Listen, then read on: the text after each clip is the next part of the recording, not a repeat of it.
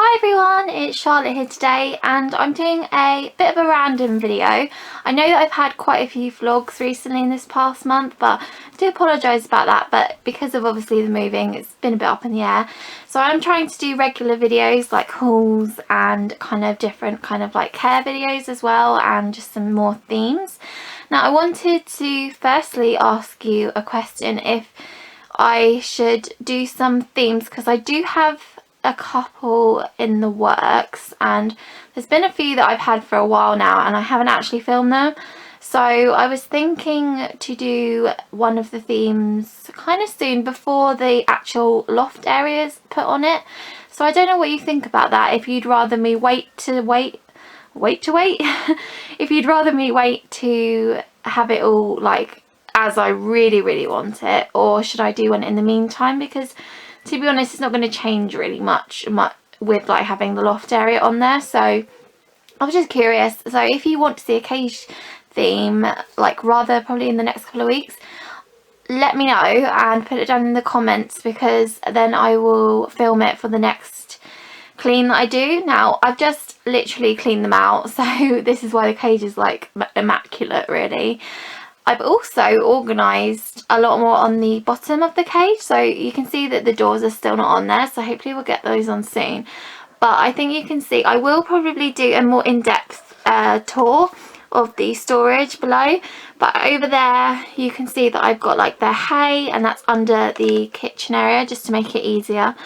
And then I've got their pellets and their food dishes. And then I also have, which you can't see, is a little dustpan and brush and the cleaner, like the liquid cleaner that I clean the cage with whenever I do a weekly clean out. I don't know, I'm mumbling on my words. And then it goes on to like hideys and stuff, and they're all like in the back corner as well, so like they're all right under there. So I decided to put the hideys there just because I have more of them really, and they take up more space obviously because they're generally bigger than like liners and stuff.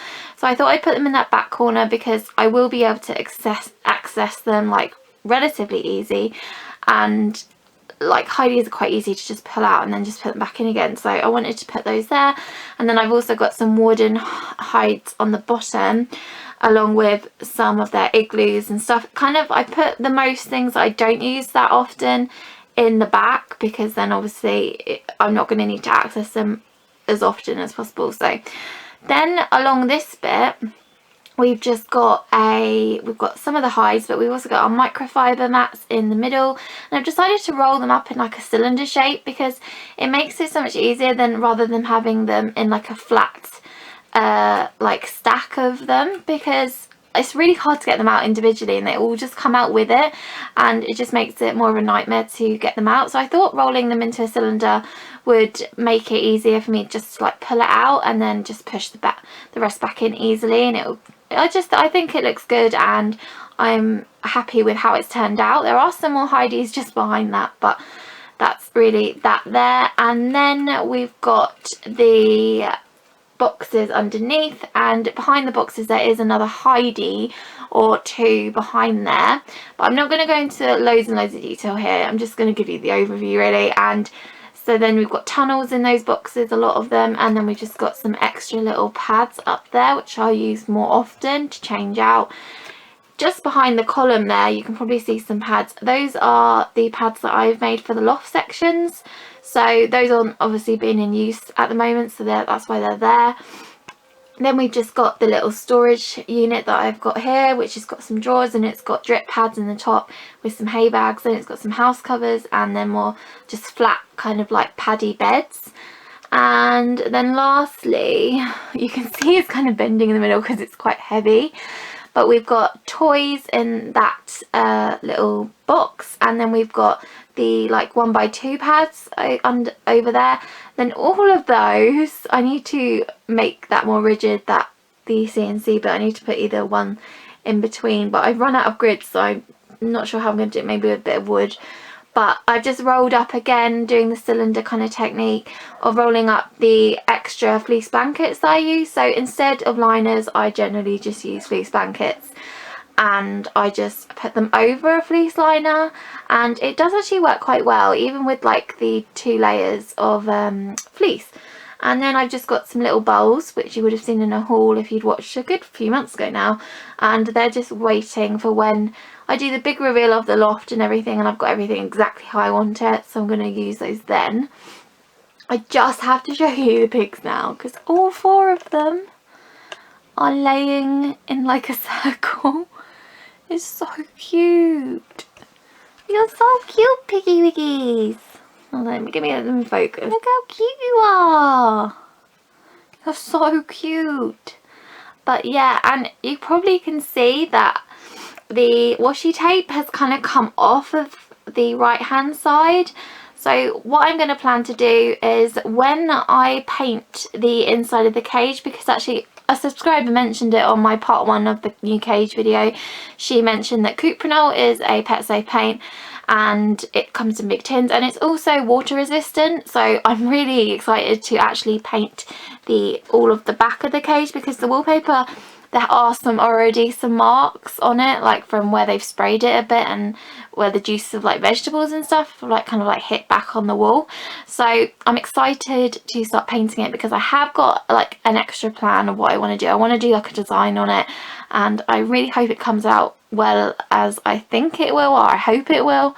So I'm really hoping it comes out okay and it looks really cute, and that's one of the reveals I'll have in the main cage. But yeah, so when I do that, I want to take the perspex off, because it will be easier to access to paint, and I'm going to decoupage behind the perspex like I did on the old cage, and then use a washi tape, like just a border of it instead of the whole lot washi tape.